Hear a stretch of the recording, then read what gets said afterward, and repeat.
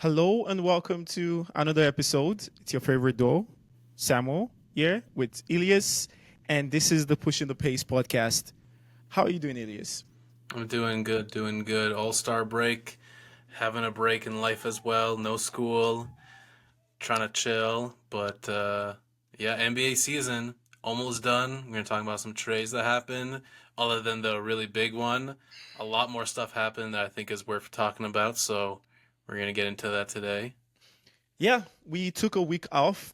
Technically wasn't planned. It was more stuff didn't just happen when we wanted. We still wanted to record on a different day, but I was also not feeling too well, so kind of moved it to this week. A lot of things have happened.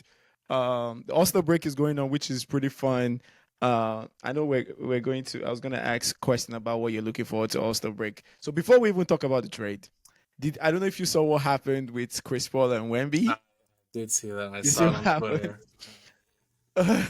So right now I have the All Star game playing like just right to my eye, and they start the challenge, and it's Chris Paul and we'll be tossing the balls on the 3 point line. So it's like, it's a speed challenge. They're trying to finish this as quickly as possible because it doesn't really matter if you make the 3 point or not, right? So they're just tossing the balls, and immediately I'm like, this is Chris Paul's doing.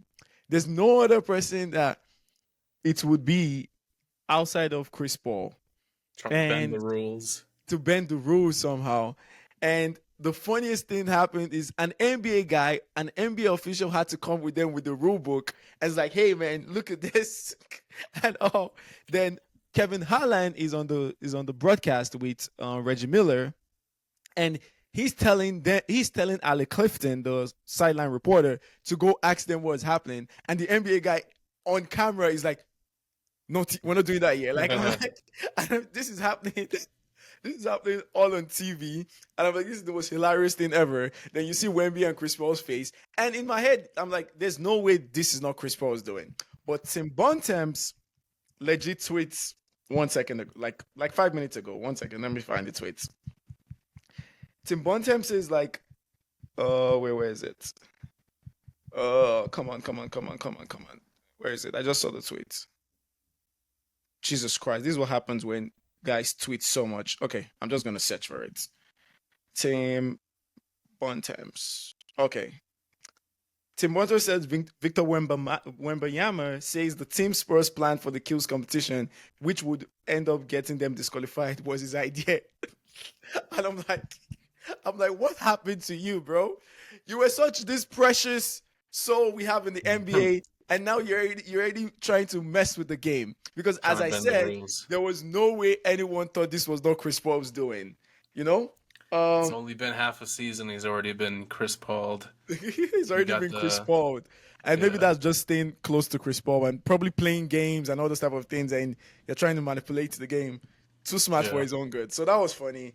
And now the 3 point challenge is going, and I think Buddy Hield is shooting right now. He has to beat 24, which Mm. is the highest score for the second round, and he just got zero on his first track. So let's see. All right. Jesus Christ! That's But funny. yeah, that's the All Star, which has not been bad today. Like it's not been bad. It's been going Mm. well. One of the things I I wanted. enjoyed yesterday. Drewski, Kai Cenat, they were going Oh, I saw that. crazy. Kai Cenat All is so the bad. Jesus Christ, all Jesus the antics Christ. are very He funny, but is I love he is terrible, and that's the thing. There's a difference between being terrible. He's not even doing it gracefully. He's just everywhere tossing the ball, and I'm like, this dude, it stinks. This I dude mean when absolutely you're five stinks. three, you can't do that much on the unless At you're least Muggsy Bogues. at least calm down, like reserve yourself, he's just being haphazard and just tossing the ball anywhere. I'm like, this is insane. Okay, Buddy Hield has 24 to beat, or he just missed the last money ball. I don't know who had 24. I think Garland had 24. Sorry, It's one really second. funny. I saw on Instagram. I've never seen this clip before, but it was like the Oh, Tyler Hero had 2011. 24. It was the Damn. 2011 celebrity game, and they had Justin Bieber there, and he was like balling. Like He's really good. he had Him like a and step back three in that game. I was like, I've never seen that before. That's Him and really Chris funny. Paul are pretty good. Him and Chris Paul are the sorry, no. him and Chris Brown are really, really good. Mm, Really, really good. Really, really that, like Chris Brown is yeah, like sick. that's really funny. I had no idea.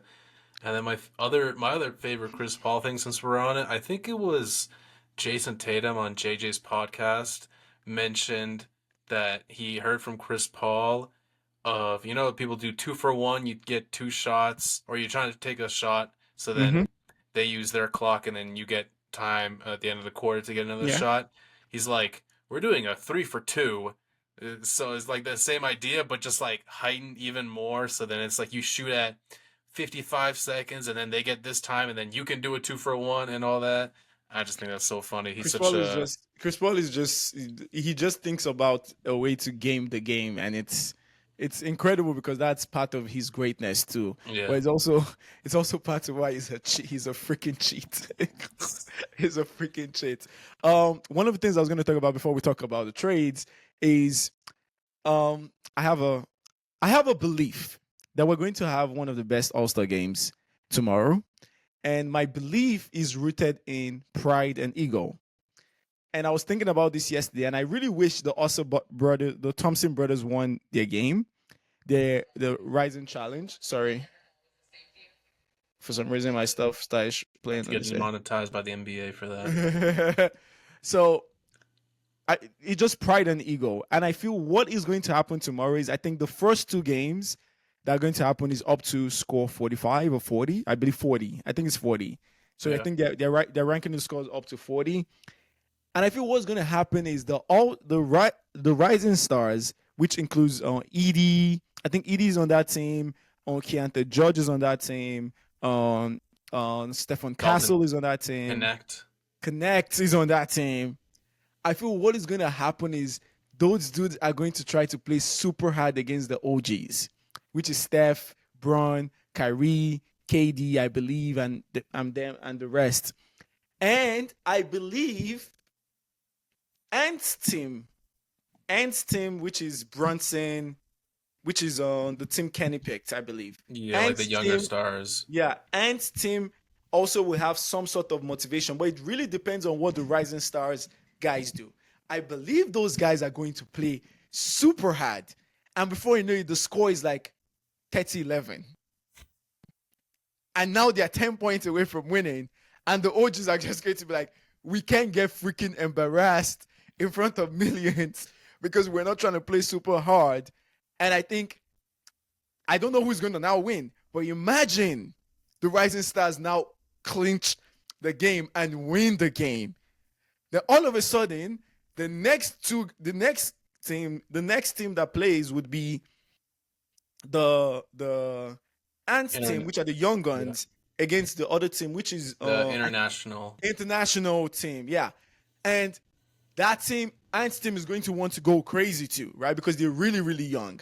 So it's a matter of like pride and ego and image. And I feel the team OGs may just want to play around, and this dude's like pouncing them. Like it's very easy. This is an easy connect going crazy from 3. Very easy. And before you know it, the score is like 19 points down, and they have to get to 40, and everybody's like, okay, we need to play defense, we need to do this, we need to do this.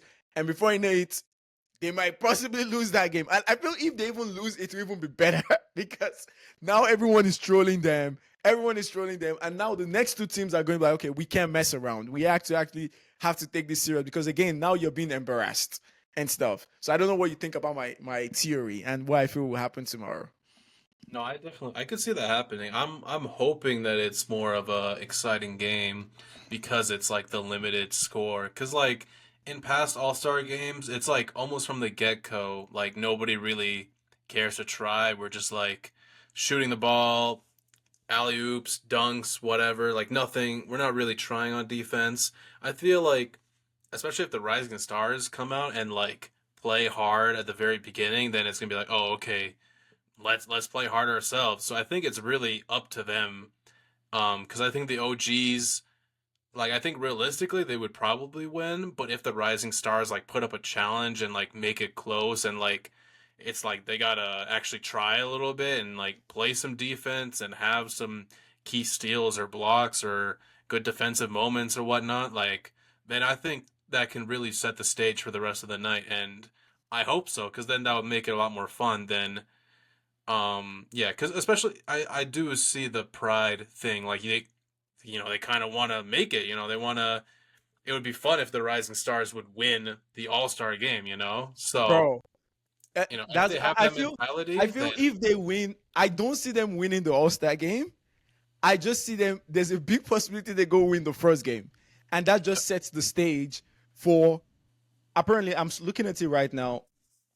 They play the OG second, so the first game is going to be Tim Kearney versus Team Chuck first, which is up to 40 points to win, and so yeah, that's going to be the young guys versus international guys. I think the young guys may win that one because Jokic doesn't care about he doesn't he's probably the worst one in terms of giving efforts and in the All-Star break. So I really feel and those guys want to take it so seriously and stuff like that. And Shea and all those guys and stuff. Then now it sets the stage for depending on how they get embarrassed, it sets the stage for the Rising Star Challenge, where I feel the Rising Stars dudes know this is a stage. Your name, most of them's name, you might just be remembered for this forever. This may be your one in the this may be your one in the million moments to actually be recognized for something in the NBA. Because some of you may never be All Stars, some of you may never be Defensive Player of the Year or All NBA players, and this is just a name to make your name, make a brand for yourself and stuff like that. And yeah, my prediction is Dalton Connect probably goes crazy. I My did see that prediction is Dustin quote. Connect probably goes crazy. I did see that quote, and I didn't believe that it was real at first. I thought it was like a fake thing. It almost sounded that he said that he Centel? wanted. Yeah, it almost seemed like it was like, of course, Sentel would see this, that he was on the other team against LeBron and be like, oh, I really want to beat LeBron and whatnot. But it was a real quote that he Real. said that I don't know exactly how he said it, but he says he wants to like prove himself or like show something. Mm-hmm. Um, and I mean, I can definitely see it for him because he is a rookie, but he is an older rookie, Yeah. and he was just involved in something In that we have literally almost never seen of a trade going through facts. and then it being rescinded. I can understand. I think I saw he said to JJ like he wanted some more time off because like you could see the NBA as a business already, and like for these older rookies especially, like you're not really projecting them to be that much better. Mm-hmm. You're most of the time they're just going to be like really good role players, if that. So he's like already seen how the business side of the NBA and just getting sent to Charlotte to the Hornets. Like I know they got I think LaMelo and Brandon Miller and it stuff, was but definitely like that kind of thing strikes your ego so much. Like it beats you down. Like you could see it in his face that he's like, man, like I started so well in the league, like I was playing so well. And it's more like the butterfly effect of everything. Like I was playing so well in the league and stuff, especially the first couple games. Lost my starting spot. The last time we even saw him like playing so well, JJ was berating him on the court. I don't know if you saw that video. There was a video of JJ calling him out for like him missing a offensive play. It wasn't even a defensive play. Like he missed a play that was being ran, and JJ was like berating him on the court. And couple days you're traded.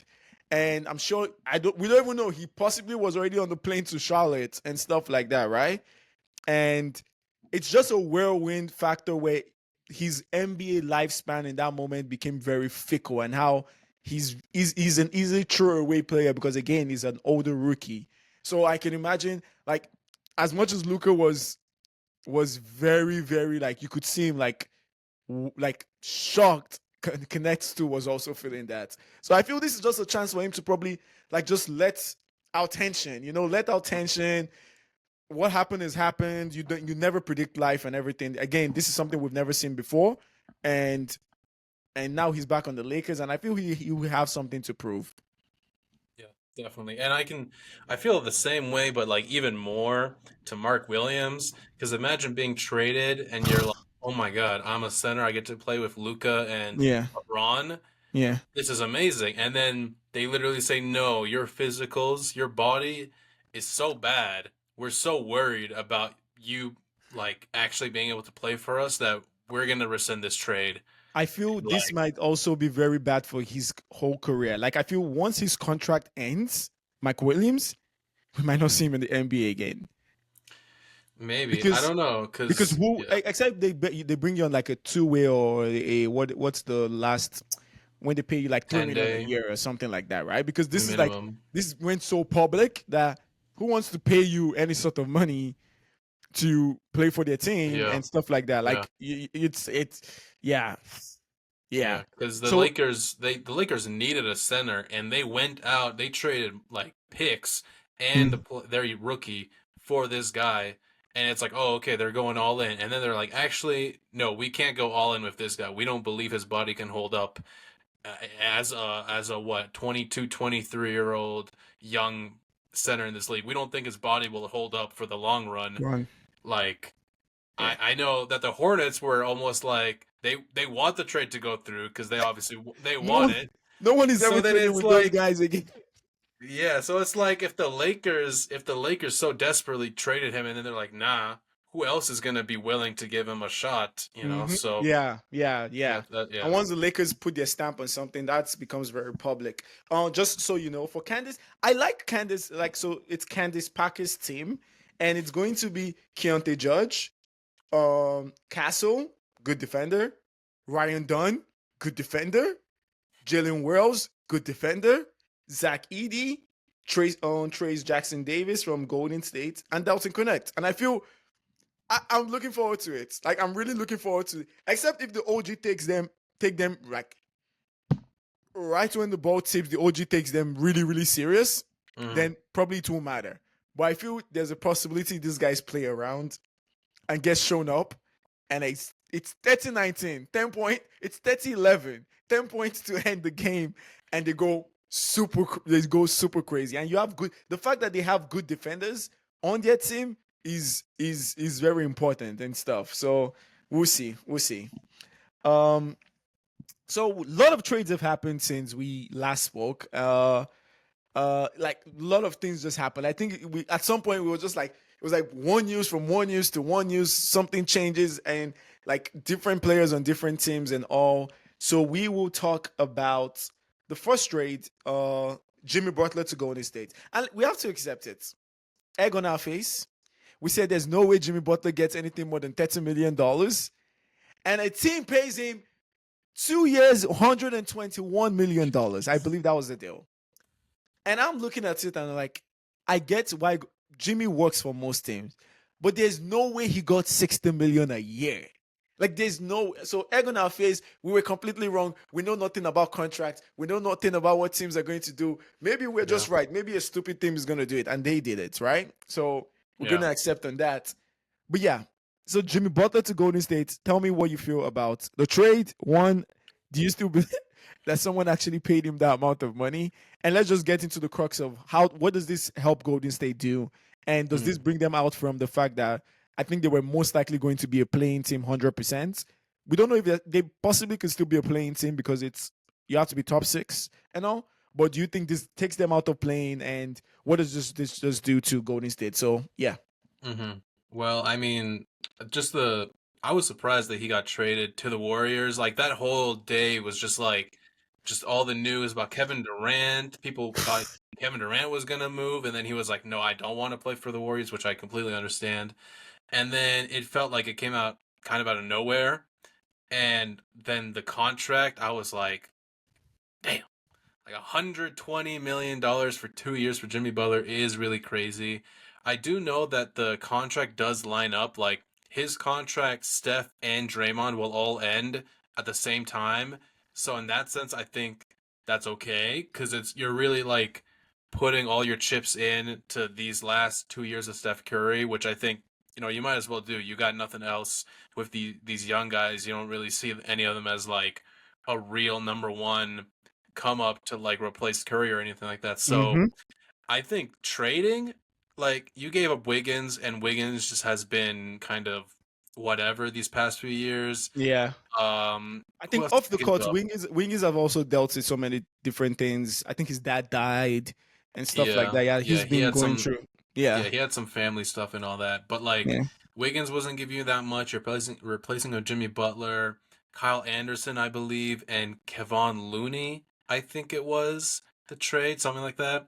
No, So Looney's like still on the go. Looney's still on Golden State. Who was the other guy? It was Kyle Anderson and somebody else. It was Um, Gary Payton. Gary Gary, Payton. yeah, Yeah, yeah, Gary yeah, Payton the yeah. second. He got traded. And I mean, those guys aren't giving you too much. And what we've seen from Jimmy so far is he's providing them a different type of look on the offensive end that they haven't really had, because this season has just been, okay, we're going to go after Steph Curry. Anybody else, if you want to try your luck to beat us, we'll live with it. But we are going to focus on Steph Curry, and because of that, he's had a pretty more down shooting year than normal for his standards. But I think that Jimmy, as a screen setter and as just another offensive threat who can create his own shot and create for others, is really big for this team. Because if it's not Steph, Draymond doesn't really have that scoring like gravity at all. Of course, he can create for other people, but he doesn't have the scoring gravity. And then you got Pods, who just has not been that good this season. And then you got Kuminga, but Kuminga's kind of up and down and whatnot, and he's been injured lately. So it's really just been Steph create for everything. And what we've seen from Jimmy so far is he's gotten to the free throw line and he's gotten his shots at the rim. And I think that's exactly what he needs to keep doing, because the Warriors have never really been that team. I think I saw last year they were last in free throws attempted or something like that, because they just don't get to the rim enough to get fouled. And I think Jimmy just provides them another different type of scoring that they desperately needed. And yeah, the contract is crazy, but I mean, you're just going all in at this point. Like, they were desperate. We saw the reports. They were calling any team, like, once you Anything. give this star player, and I get it, because it has not been working with what you got with all these young guys and rookies and guys you know you hope will play well and whatnot. It just hasn't really worked out. So I was like kind of shocked at first that they gave him the money and that they traded for him, but after we've seen them play and whatnot, it kind of makes sense, because it's like, you know what? We're putting all our chips into Steph Curry and Jimmy, and it is what it is. Like, we don't really care, because after that, like after Steph Curry, we don't have anything anyway. So we might as Yes. well just try right now. Mm-hmm. And overall, I think the trade is really not that bad for this season. I don't know where they are in the standings. I know they've won more games than they've lost since the trade. Yeah. But yeah, I think that it was a good move, but I think next year they would have to retool the roster a little bit more around Jimmy and Steph, and I Yeah. think next year they could be actually pretty decent. Yeah. If only they traded for Vucevic. But yeah, I mean, those are my thoughts. I think one of the biggest things you mentioned was the rim pressure, and that's the biggest thing for this. Is just how do we how do we how is our release valve in terms of like getting those open 3 point shots and getting Steph Curry space and getting from being less double teamed and all, is how do we like maximize that? And I think that's the biggest thing Jimmy brings, the rim pressure. Golden State, all even in their prime, they always had rim pressure, even though they didn't really score there. It's more, we didn't want for opponents, like they used to touch the paint so much where they just got open layups. Like, I think people forget that it's not the 3 pointers that killed you against Golden State. It was all the body ball movements and free layup, free layup, free layup that they would get, making you so terrified of how to defend them because you still don't want to leave Steph Curry open and all. But this past couple years, it's been very easy to like stifle Steph due to they don't really care about who, no one really cares about who is going to dominate in the paint. And Jimmy, we know Jimmy is going to get to the line. Like, he's more aggressive, strong. He's going to go to the line as many times as possible. And it's just rejuvenated Steph. Like, the Steph has some sort of belief that, okay, we can make something fly in the Western Conference final. And sorry, in the Western Conference playoffs and all. So I think that's the biggest thing, man. Jimmy's free throws. Let me see if I can show you how many free throws he's had literally every game. Let's just and that's like the biggest thing, because again, as you have said, they barely ever got to the free throw line. They Yeah, barely got to the free throw line. So last game, Jimmy free throws the against Rockets. the Rockets, six. He got six free throws, right? Okay. Yep, That's pretty decent and all. That's pretty almost standard. Against the Mavs, Jimmy went to the line how many times? six Six times. times. The Okay. game before that, though, against the Bucks, where he only scored 20 points, but he attempted 15 at the line and made Exactly. 12. Against the Even Bulls, yeah. he went 12. He went 13 times. So Yeah, this kind of 13 numbers is times. just Yeah. how do we limit? How do we set our defense? How do we stop? Like it can't be every single time we do all this motion, motion, motion, motion. Sometimes it's just one guy drives to the line. Jimmy's whistle is generational in this league, and he's going to get those calls and all. And people are just he's just stronger than most guys. So guys are Yeah. just going to He like plays very he physical, plays and very physical and stuff, he's gonna right? try and get fouls. Exactly. So that's that. Like in the short term, like do we see them winning everything with this move? I don't think so. I don't believe so and all, Yeah. but I just see why they would want. I see why the organization want to be like, let's give you guys a chance. Let's let Steph Curry be rejuvenated. Let him have that belief and everything. And again, when we go to the Western Conference playoffs, one of the things that is very important is these young teams, OKC, Houston, Memphis. Let's just be sincere about this. These old teams are not scared of them. The old teams are not terrified of these young teams. Like the old teams believe that when we get to in the playoff series where we are going to take away almost every single thing you do and the little things you do and the things where your energy and your defense and all those things can in the regular season plays into you guys' hands. Old teams in the playoffs are going to be able to neutralize that to a bit. So these young teams, I don't see if at the end of the first round, two of those top three seeds are out of there, I won't be surprised. I won't be surprised at all because again, the older team, like for example, think about it. If you're Memphis, do you want to play? Who do you want? Do you want to play The Wolves or the Lakers? I think the Lakers are going to stay in top six. To Or be maybe honest, the Clippers. I'm not sure. yeah. Okay, think about it. If you're Memphis, do you want to play the Clippers, or if you're OKC? Imagine the Mavs get 8. Do you want to play the Mavs with AD and the fact that we actually have you guys number and Yeah. stuff? So there's this young teams that are going to they're going to have to hear it, and it looks like Houston might drop out of the top 4 at this point. They've been playing really, really bad without Van Vliet and stuff and Yeah. dropping games. So we're going to see. So that's the Golden State part of it, where they're 3 games away from Minnesota.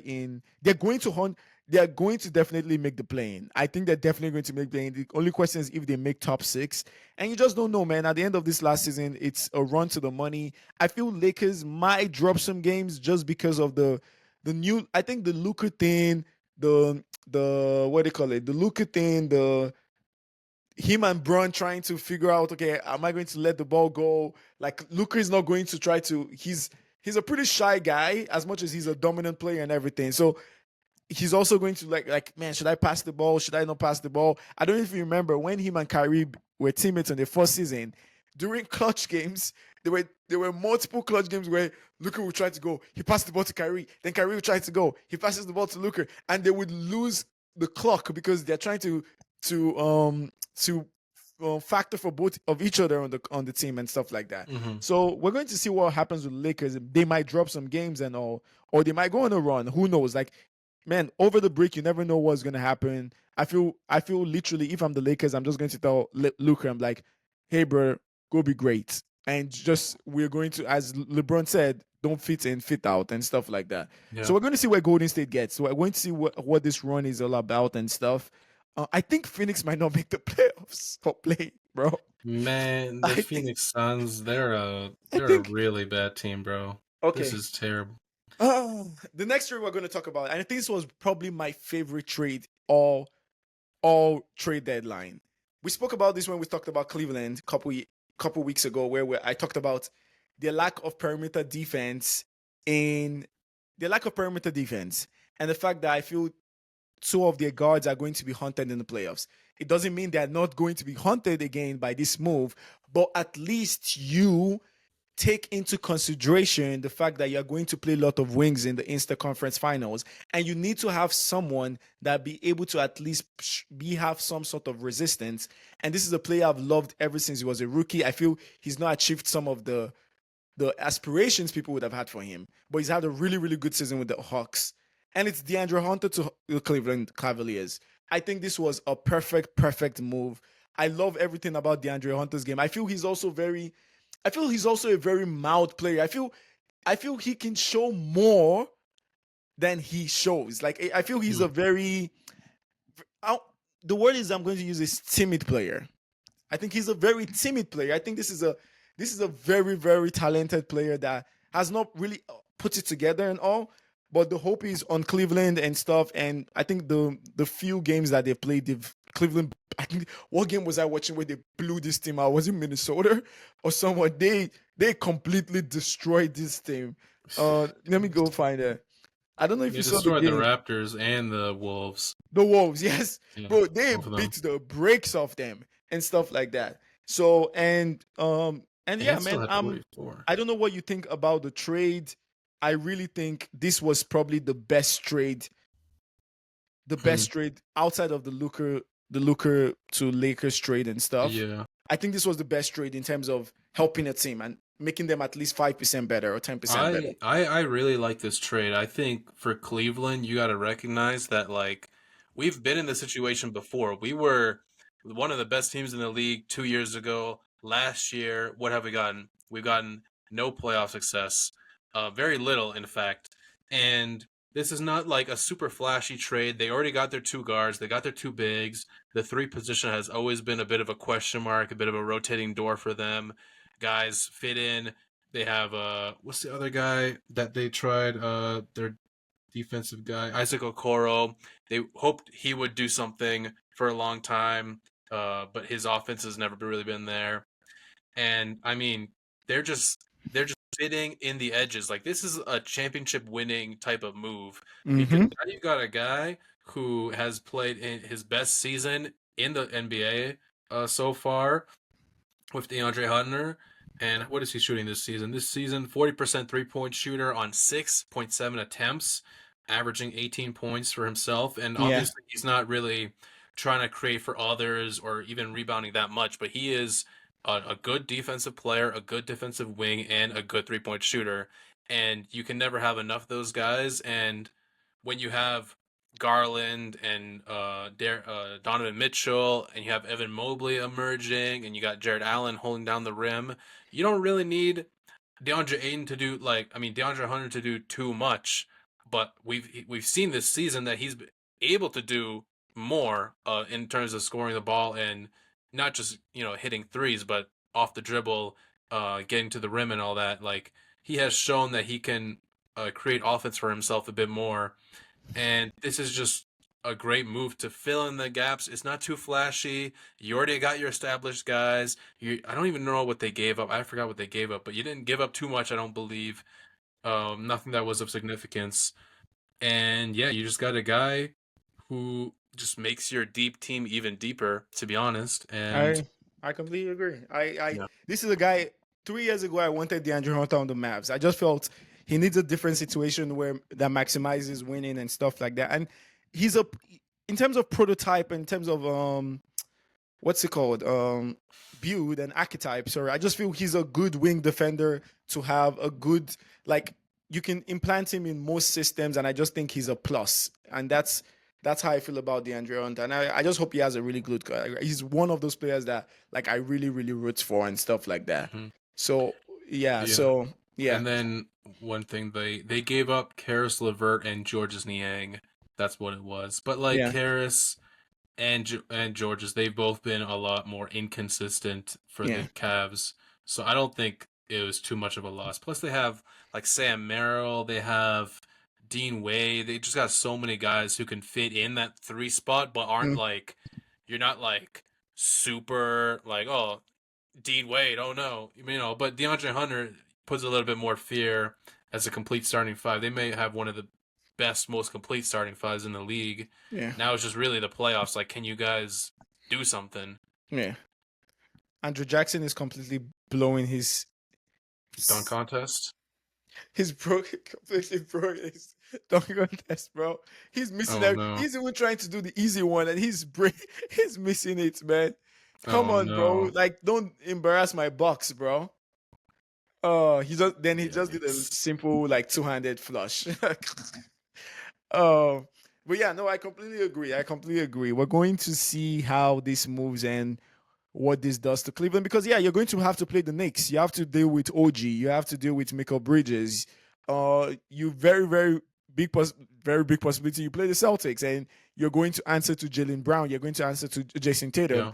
And if you guys didn't have any of this, I'm sorry, you guys are going to get destroyed, because again, they are still going to pick on Darius Garland, and they're still going to pick on Donovan Mitchell. But at least now you have someone that maybe can fight over screens, maybe can try to Yeah. not contend those switches that is going to try to happen and stuff like that. So you make your team 5% better, 10% better. It doesn't really guarantee anything, but it's we're getting better move. That's how I feel about it.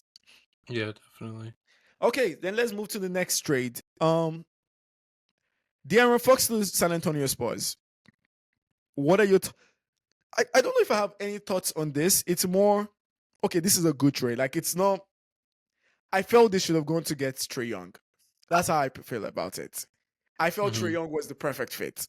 But I don't think De'Aaron Fox is not a good fit. Like, he's a really good fit too. So what are your expectations? Can they make some noise this playing and stuff? Like, can they even get into the playoffs and stuff, right? Because right Yeah. now they are how many games behind? They've fallen a couple games back. They're only what is this?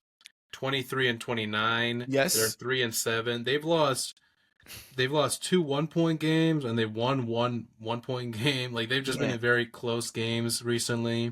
And also, And maybe we add this part of the conversation. I don't see the reason why you guys will sign De'Aaron Fox, and you guys are not just playing him with on Stephon Castle instead of playing Fox with on Chris Paul, which I don't really get what the idea is on. Someone said they're silently tanking, which I don't kind of disagree with that move. So it's a case of we're going to see. But tell me, what are your opening thoughts, and just thinking about Fox straight to Spurs and what this does for Wemby and what this does for them and stuff. I mean, my initial thoughts was just like I think this trade is a win no matter how you slice it, just because of the fact that they gave up literally nothing. Basically, boy. Like, they didn't give up Castle, Sohan, Devin Vassell. The NBA needs to be investigated. They didn't give up anything. They didn't give up anything. So, like, when you talk about like that, like, was it a good idea to add potential all-star De'Aaron Fox beside Wembanyama when he said that he wants to play for the Spurs, and you gave up none of your rookie players and whatnot? I think it's an A+1,000,000 move, because, like, you got a really good player who wants to play with Wembanyama, and I mean the fit and all that. I'm not too worried about that. They haven't won that many games since. And I don't know, I think I saw something about Wembanyama being sick or something like that. I don't know. But anyway, in terms of what you gave up and what you're getting back, it's basically a no-brainer that, like, you do this move. And, like, fit-wise, it is a little messy with him and Chris Paul and Castle and all that. But I mean, I don't know. They were near the play-in, and now they've lost a couple, and now it feels like, I mean, they're 5 games behind the 10 seed. They would really have to pull it together to, like, make it in the play-in. But I just mean, like, you gave up nothing and you got a great player who wants to play there, and you still kept all your other pieces. So then when the next disgruntled star, the next whoever you got a bunch of picks, you got a bunch of Atlanta picks, you got all these young players, we can send those off and get another guy. And then we got De'Aaron, Wembanyama, and whoever. And I believe that Wembanyama will be the best player on a championship playing team. I think if you have De'Aaron Fox as your second best player, that is a really good team. And they will definitely have, like, a pretty decent third player as well. Like, they are just setting themselves up for the future. I don't think they care too much about this season. Like, obviously they still want to win and have good habits and all that. But I don't think they're, like, losing their minds if they don't make it to the play. And I think next season they could probably make it to the playoffs, to be honest. Just so you know, McClung just brought a car out for one of his dogs. God, man. I'm trying to load this illegal stream and none of them are loading. I think you should use Streamist. Stream imagine the government catches us through our podcast saying we're using illegal streams. And this is how man. I was just joking. I didn't mean it. It's not true. But McClung legit just brought out a guy is going through the back, going through the what the hell is it called? The through the roof of the car, holding the ball, and McClung is Oh, going. wow. Yeah, my mom just sent me a Oh my video. god, he did it! No, that's a That is tough. insane. That's Listen, a tough dunk. If McClung wins for the third time, my rant on them outsourcing the NBA dunk contest should just be stamped. Like let's stop. He did it. That's insane.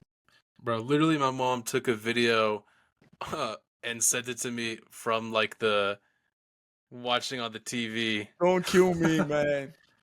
Yeah, they need to That's a wrap nice this up. dunk. He's winning again, man. He's winning again. Bro, let me get this stream then. Stream East, where are you? This Save my life. is so fun. Now that's an insane. He was not even looking. He was not even looking. Like he legit goes like he doesn't look at the rim. Man, yeah, this guy. Yeah, I don't know why And anybody you know thought what? At that some he wouldn't point, win. he deserves at least a 10-day in the NBA. Like give him a 2-way contract. You know? I think he has one, doesn't he? I think he has No, one. he's definitely on a G League team, I believe. I think he's on the G League Magic team, but I think he has like a 2-way with them or something like that. At least 2-way. Man, where's the link? What were we talking about? We're talking about Durant Fox and stuff. Oh, Sorry, yeah, McClung. De'Aaron. McClung just made just yeah. This is incredible, man. This is Man, incredible. that was tough. That was tough. That was tough. I need to. I'm going to repost that video on the outsourcing it. I need to find it. I know I posted it on my Twitter, so I'm trying to find it right now. To the fact that we have proof that we talked about this. Dang. Yeah, no, I got this. I got the stream right. I mean, I don't have any stream. I'm watching it legally right here in front of me. So yeah, Tough that dunk. was yeah. So Yeah. now I leave this trade to you. So before I let this trade, I know you're going to go on how much you love this trade and everything you love about this trade. But one of my players that I've loved in the NBA for a long time since his rookie season has been Brandon Ingram. And I've not made any jokes on it, and I'm still holding my stocks down because I think this is an awesome player that has been judged unfairly by the things he cannot do. And people have completely ignored the things he can do. Like those things are not impressive and those things are not worthy to be praised. And I think it's more of a case of, oh, why can't he shoot more threes? Oh, he takes too many mid ranges. Oh, he does this. And instead of, I feel he needs to be in a place where it empowers him to just play his game. Like on a base level, Brandon Ingram's game is a 25 points per game scorer who is also a very clutch player. And I know he had a bad time last season in the NBA playoffs where Ludot freaking killed him. But Ludot does that to the best Everybody. guys. To The best guys, everybody. and also Brandon Ingram just came back from an injury. He didn't. He could be very easy. He could have been like Jared Allen that didn't put himself out there after injury. I was like, oh, I'm not playing and stuff. Like Brandon Ingram was coming back from an injury, and I think he came straight back into the playoffs and played. So that was going to be a tough cover for him and tough matchup for him. But I think for too long, people talk about what the weaknesses of Brandon Ingram are instead of empowering his strengths. And I don't see how his strength is not looked at like, man, this is one of the worthy, really, really good players in the league. And I know a lot of times he's been beat up by he scores points and he doesn't really impact winning, which I say I don't know if I agree or not disagree on that point. I don't know where I stand because, yeah, it seems like empty calories or empty points in terms of winning and stuff. But I really believe that this is a really, really good player that has just been very, very like maligned for things that he doesn't do when we should just be praising the things he can do, which is hard to do and stuff. And we have Jimmy Butler in the league. We have Shea in the league. We have a lot of mid-range players in the league. And for some reason, this guy doesn't get that. And I feel there's also a part of where his personality is not this encompassing, loud, loud and maybe like just he doesn't have a jovial personality. Brandon Ingram is very relaxed and stuff like that. So maybe there's a part of it where he doesn't speak for himself and stuff like that. Again, that shouldn't be the point, right? It should be the point of his game. And I feel I am happy he's in the Toronto Raptors, and I hope this is a good. This is also one of the youngest players. This is one of the players I really like, and I hope this is going to be a good time for him where he just shows that I am really freaking good at basketball. And yeah, I'm going to leave the floor to you. Okay. I need to make my own video about this because there's so much to talk about. But first of all, I love the trade. I think I think I don't really understand the reaction that came from many Raptors fans online who were not a fan of this trade. They were talking about the money, talking about the fit. None of that matters. We are a terrible team. Have been a terrible team this season, and we need hoopers. And Brandon Ingram is a hooper. I'm gonna get in my bag talk. He has a really deep bag in terms of creating his own offense. In terms of in the mid range, just creating his own clutch shots. He has that. We don't have that. We don't have a lot of hoopers on our team. I love Scotty. His dribble, his handle is not there. I don't know if it'll ever be there. RJ never shoots mid range. He just goes to the basket, which is nice. And then quickly has just not played. So in terms of talent, in terms of hoopers, in terms of guys with a deep bag who can create their own offense, we don't have a lot of that. And we are still a rebuilding team. And this season has been so frustrating because the tandem of Quickly and RJ and Scotty seemed promising with a Jakob. They just haven't played enough. And when they have played, they had this nice run recently, but Quickly wasn't part of it. And now they're back to losing and whatnot. I don't expect them to win much this season anyway. But in terms of talent, you either get it from the draft, from signing people, or from trading. We've tried drafting, and we've drafted some nice young guys. Toronto will never be a place where people really go because they want to go in free agency. So the other way you got to go is to trade. And when you're giving away Kelly Olynyk, and you give away Bruce Brown, and you give away the Pacers pick from next year, all of the things that you got from Pascal Siakam, as well as Jacoby Walter, which was one of the picks from the Pacers that we got for Pascal, and he became him. So you got him and Brandon Ingram for Pascal. When you look at it like that, like this is a great move.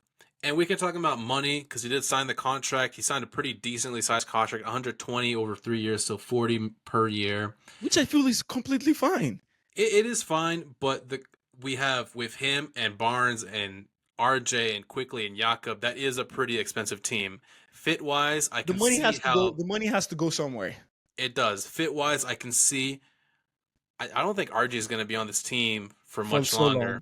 I just don't think the writing's on the wall, or it could even be Quickly. It really depends because when you think about like neither of them have really Quickly hasn't shown that much this season. He just hasn't played enough. RJ RJ's cool, man. I like him, but defensively, long term wise, I'm not a fan of him staying on this team.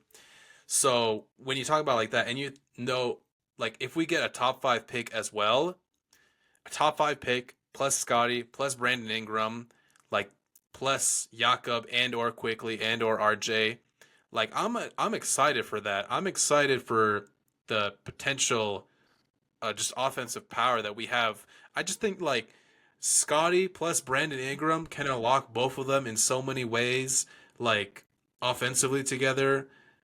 I'm just very excited to see them play. I hope that Brandon plays at least some games this year. I don't know if he will. We haven't gotten an injury update from him in forever, but I just think the way that Scotty plays the game, he has a nice release valve when he's in trouble with a Brandon Ingram, and Brandon Ingram on the other hand has a guy in Scotty who can get him shots and who's Scotty who can play great defense beside Ingram. And Ingram, he's not a slouch, like he's not the all NBA defender or anything like that, but he has the length and the size, and with defense it really is just effort. And I just think it's an A plus move going forward. that'll decide how well this trade, like how do you construct this team following the addition of Brandon Ingram and Scotty together, like how you construct this team and what trades you make, what players you draft, that'll really decide how good this trade is. Because if not, then I think then we're just cooked. But I'm super excited. I don't care about the fit or the money because we've been losing anyway. We need talent, and Brandon Ingram is a great talent. And we gave up Bruce Brown and Kelly Olynyk. Those guys weren't doing anything for us, bro. Bruce Facts. Brown, Bruce Brown was like a big name in trades like last year and whatnot. We never traded him, and then he just barely played this season, and he didn't play very well. And then Kelly Olynyk is Kelly I Olynyk. think He's he gets cool. bought out and goes back to Denver. Maybe, but just the fact that those two guys aren't getting you. They got you Brandon Ingram Mm-hmm. and Pelicans tax. He's been injured tax. Like Yes, they're people, cussed. That yeah, the organization is curse cussed. and the fact that he wanted his contract and everything. Like those Yeah. are valid points for his value to be lower. But as this team, you got to buy low and just go from there. So in Yeah. that terms, I'm very excited for the future. I'm not excited for the rest of the season, but I'm excited for the future because I just what can happen. I think they'll be great. Nah, I completely agree. I'm really excited for Ingram. I'm really excited. Like, I'm really excited for this move. I just feel it's a fresh, new environment that the Raptors environment can be also very welcoming and very open and very like embracing. And I feel this would probably be a spot for him where his game is just being accepted for how good it is and not, oh, you cannot do this. And I think that's a start for him in his career to actually start like improving and developing those parts of the game where he's not good. Like, let him start having like 1 to 2 years of just being the hooper he is, like mid-range scorer, mid-range killer. I feel he's going to have lots of clutch games. He's a clutch player too. He's a pretty clutch player too. So I'm really excited for him, and I really like the move. Let's talk about this move to the Clippers. One of this move I like, one of this move I don't really care about because I don't really believe in this player anymore. Is Bogdanovic and Ben Simmons to the Clippers. Ben Simmons was bought out by the Nets, I believe. The amount of money that dude has received, not being a person that cares about. I don't want, you know what? I don't want to say this dude doesn't care about basketball, but he gives me a very laissez-faire, like, it's whatever. Like, yeah. And the amount of money he's gotten to play because of just not giving caring about it because of guaranteed contracts. And he's going to be written in whatever reports that is being written or whatever research paper that is being written 10 years from now, 20 years from now, as being the reason James Harden, as being the reason why guaranteed contracts are no more in the NBA. Whenever that time is. Because he's the case example. He's the oh my goodness, this dude is incredible. Sorry, he's just McClung. Is it McClung? McClung is going crazy again. I'm Like, still on the even Stephon Castle dunk. that All of was these dunks have ice. been, yeah, all of them have been okay. Okay, don't spoil. I'm looking at this one. Like even the force he generates, like he He only gets so needs. high that he's able to generate like incredible force like Mm-hmm. into his dunks. Hold on, I'm Nah, about to see it right now. outsource the NBA dunk contest. That was nice. That was very nice. And he does it on the first attempt for basically Yes, all his dunks. He doesn't. All these other guys, like I get it. You don't like some. You got to run up. The ball bounces weird. Whatever. It doesn't work out perfectly every single time. But it makes the dunk a lot more exciting when it works the very first time. And that was very nice. Jump up. He yeah, that like was, twisted his body so bro. quickly. He's insane. Wow. So yeah, yeah. So tell me what you think. So Bogdanovic to the Clippers. And sorry guys, we're pretty distracted today because the All-Star weekend is happening. We have to watch this. This is a break in our lives, break in being a basketball fan. And one of the funny things, like this All-Star weekend really fell into like where it feels like there's a break everywhere. Everyone is having some sort of break. I'm going into a free week in school too. So that's literally it and all. As I was saying, I love the Bogdanovich move to the Clippers. It's another release valve. It's another 3-point shooter that can get hot pretty quickly. Someone that just opens up the floor for them And in terms of giving Harden more space, giving Kawhi more space, giving Norman Powell more space, and stuff like that. And they have a lot of defensive talent, and this is one person that is probably an offensive talent. And Bogdanovic is a good player, really good player. Like I can see him going. As I said, he's one of those players that can go, that gets really, really hot and all. Ben Simmons, I don't know what this means. Like, I don't think you mess up your spacing as much, but who knows? Ty Lue is a great coach, and he probably has an idea of what to do with Ben Simmons and giving him that confidence to, like, bro, go dominate, go be the defender you are, and use your playmaking skills to influence the game. And I think this also helps James Harden not handling the ball a lot. So you can run a lot of sets and a lot of plays when James Harden sits on the bench. And okay, now I'm even selling myself into it. Now that I'm speaking, I'm selling myself. I'm selling myself of the move. And I just think I probably just hate the Ben Simmons attitude to playing basketball and stuff. But in terms of being a playmaker, when James Harden sits down, he's someone that can run plays, handoff, layups. He's a great passer, can run the floor, can give you those quick ahead passes that someone like Norman Powell can really enjoy and stuff like that. And also a defensive wing that is long and stuff. So you still keep the rules that the Clippers play with, and especially with what's his name, Jeff Van Gundy being on the bench, which is one of the fun things I've loved about this NBA season and stuff like that. That dude being on the bench and being so locked in, like he's a psycho and he's always locked in. So yeah, I'm selling myself the Ben Simmons stuff as I'm talking more, but I think I prefer the Bogdanovic move. But in a perfect world, I see what the Clippers would want for this deal. I think I'm just sick and tired of Ben Simmons, the player, and stuff like that. So, what do you think about these two moves, and what does it do for the Clippers? I think we're finally back. We've been so far on the one side with Mr. Benjamin Simmons. Now we're coming back. I'm coming back. I'm buying stock into Ben Simmons right now, bro.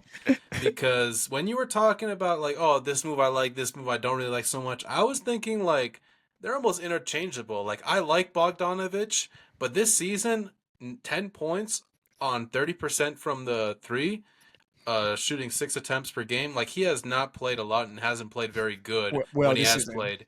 The idea of him would fit a lot. Well, would fit very well, and if he plays like he did in the last couple years versus this year, I can see that definitely fit very well.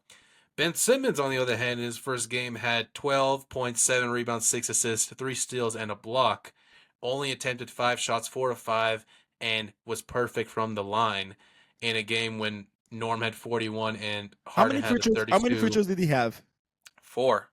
Okay, we're getting No? better.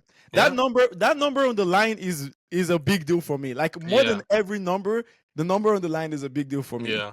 And I watched because it went to overtime. I watched like the end of the fourth quarter to overtime for that game, and Ben Simmons, like he got the ball straight out of his hands into Harden, so he couldn't get fouled and all that. And there was some moments where he like pushed the pace, and I felt that he could have scored. Like it looked like it was so open for him, and he just passed it off.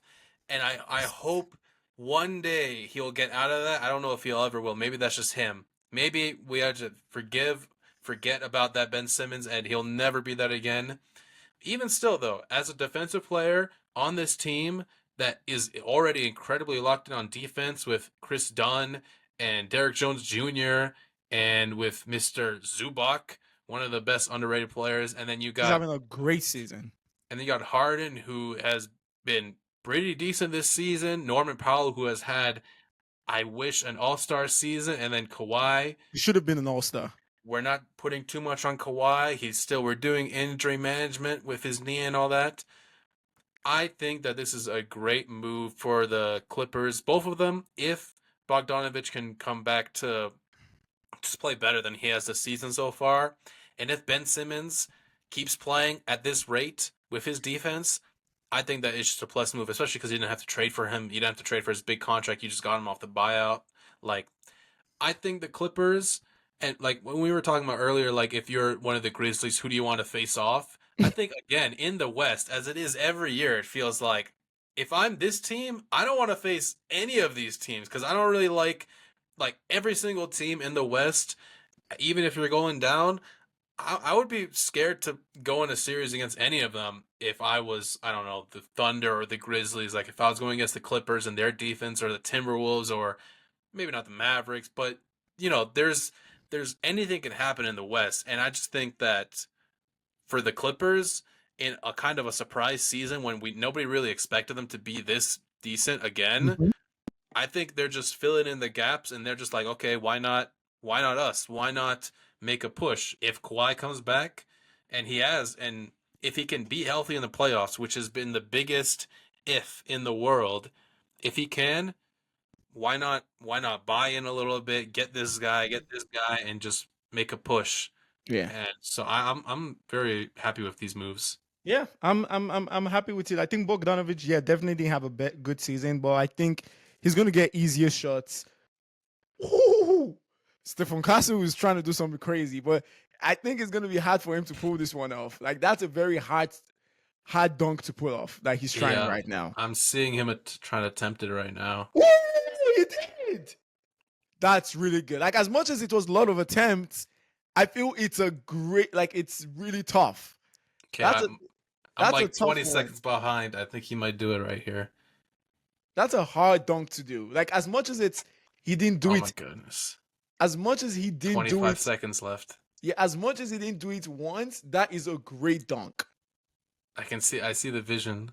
Why the Like that clock is stop? a great dunk because also a lot of Mm, it does not have to do with him. It also has to do with the guy that is laying the ball up too. that was a nice one. That's a That was nice very dunk. nice. As much as yeah. Gets low, and then you got to put it right under his leg, and then that was nice.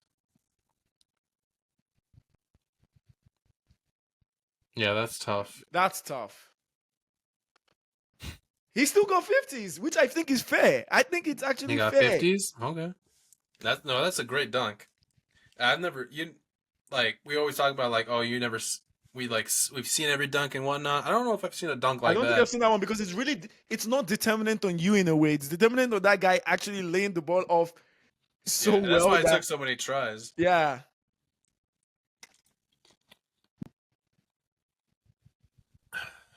Yeah.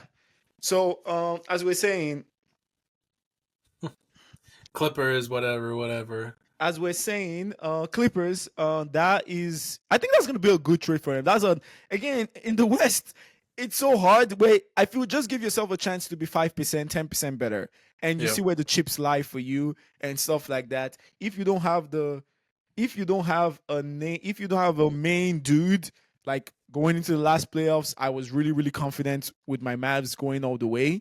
Like I didn't think, okay, we're going to 100% go to the finals, but I was very confident because I knew who I was taking going to the finals with and stuff like that. And I remember tweeting probably in March and everything that come every playoff series, I have Luka and Kyrie, and I don't know who you have to compete with that. And that was literally how we went and stuff like that. Except until we met Boston, which was one of the greatest offensive teams we've ever seen in NBA history and stuff.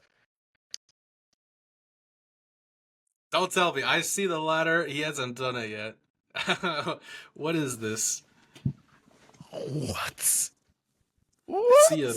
Did he do it on the first try too? I see there's like what is that called again? The dude, what is he standing on? What is that called again? Hyperboard or whatever? That's not what it's called. Crazy.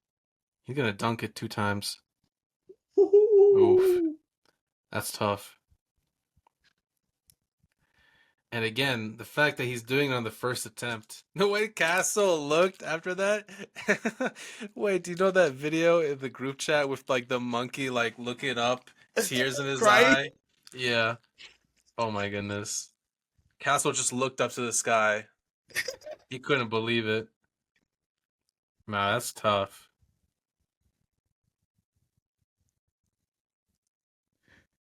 I'm stealing your joke.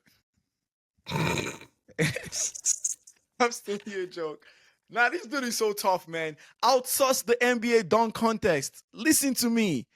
Let's stop There's bringing these more NBA Mac players McClungs. that don't give give McClung an NBA contract, a 2-way, something. He deserves it. We need to see more dunks from him in games. Yeah, that was tough. They got Kevin Garnett, Richardson, McGrady. Yeah, no, that's a tough I need him to still do one more dunk. dunk. I still need him to do one more. I'm sure he still has something. He's so creative too. So I'm sure he still has something. Let's see what Castle is about to do. Oh, that was hard. Man, they're still showing the. I'm behind, bro. No, that was hard. Okay, Castle, like his dunks are crazy too. Let me see this.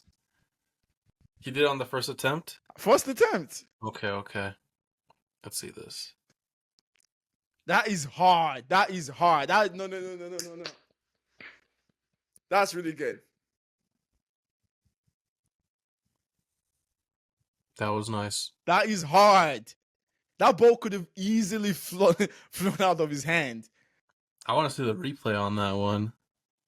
I think, but you know, one thing I would say for him, he should have used it like one thing Zach LaVine used to do so much was like gain momentum, like running, boom, boom, boom, boom, kind of stuff. Like he kind of jumped.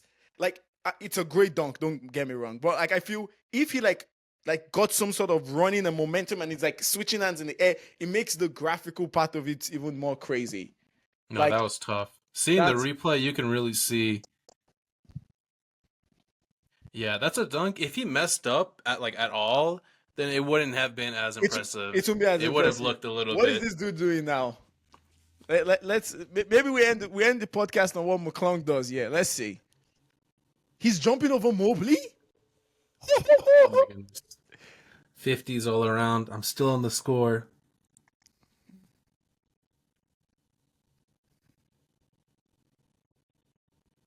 This is great podcasting.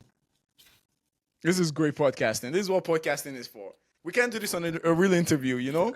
Like life for is us happening. Watching. It's almost like we're doing a live show with this shit. But this is awesome. Yeah. On the Clippers notes, I love the trade, and we're going to see what the Western Conference Finals bodes for the playoffs.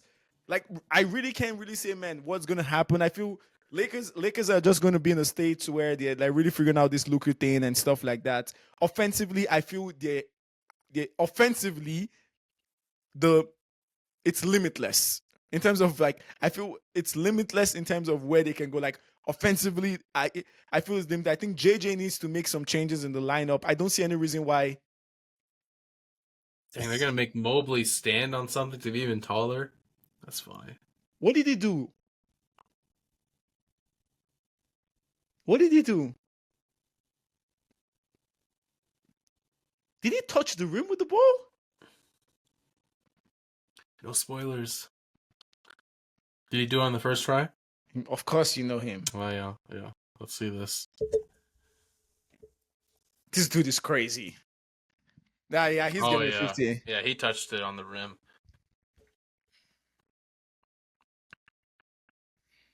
That's tough. I mean, you got to give it to him getting every dunk on the first try, too. Like, every single one, I'm pretty sure, has been on the first try. Dang. Like, he's... Yeah. Hit the rim.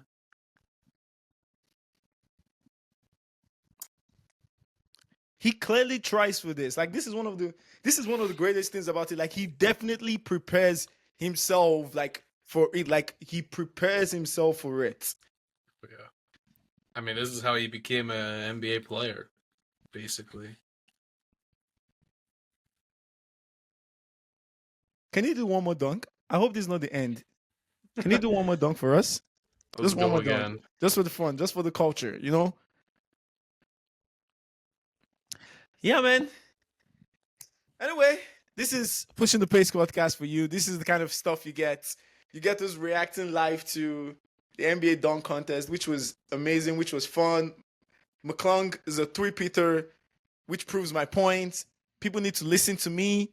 This is why I need some sort of, just maybe not for my ego and everything, I need some sort of power positions, you know, to implement stuff. I don't even care about, like, outsource the dunk contest. Like, we should stop wasting our time. I can bet there's more McClungs in the G League. I can bet there are a lot of McClungs in the American population that are going to freaking put up a show. And we're going to see the most the most impressive dunk contest and actually competition. Ja just tweeted, Mac might make me decide to dunk.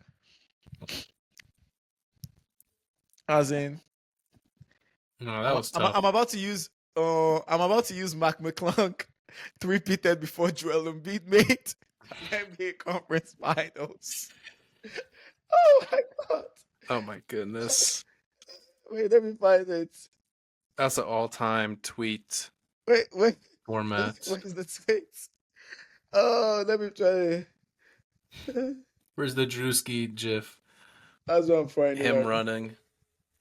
Anyway, Drewski running. this is the Pushing the Pace podcast. Thanks for everyone that listened and all. We are going to have a great break. Elias, I know you're traveling to Toronto. Have a safe trip, my bro. This was awesome. This was amazing. We keep going, and this second half of the season is gonna be amazing and gonna be great. I can't look. There's so many topics to talk about and stuff we didn't even talk about in this podcast. But I think it was just good to talk about the trades and what we see and what we can look back on and see how the trades are going to go for different teams and stuff. I think I really liked this trade deadline. I think teams really did some good things and stuff, and we're going to talk about it again. I don't know if you read my piece on the Luka stuff. It was my ability to just be emotionally civil, put all my emotions down on it. It really, like, I was surprised how quick I did it, because I spent maybe 3 days on it and stuff and writing that. And it was just a time for me to just express everything I do, everything I just expressed how much this has altered just how I'm going to be supporting Luka, and which it's a weird thing. Like, I'm not going to stop supporting this dude, but it's in a different prism. It's not with the same. It's not with the same. Like, there's something cherished about him being on that Mavs jersey, man. Him being on that Mavs jersey. And I think one guy that wrote about the Luka trade also said Nico Harrison broke the social contract with fans. Like, this was like, and that is exactly how it feels and all stuff. So yeah, I don't know. Have you read the piece? I have not had time to read it yet, but No worries, man. I will download it and read it as soon as I No can. worries. But yeah, I hope anyone that's listening, check out the piece. It was really fun. I think I'm going to be doing something with my Substack and stuff and see whatever is bubbling in my mind. I think it was also very therapeutic just to put everything I had in my mind to do and everything. Pen to pen to paper Yeah, and pretty much type it technically down. pen to paper and stuff. So that was fun. And yeah, any parting thoughts, Elias? No. I hope tomorrow's All-Star game is as good as this dunk contest actually was for once. And yeah, Hey I'm man, it would be excited. awesome if I predicted this thing right. So when we cut out this clip, I'm going to post it days after. Sorry. So we'll see. So I'm looking forward to it. They said, Josh said, Mac might make me decide to dunk. Bro, man, I don't know what's wrong with him. It's like he wants us to beg him. Fuck off.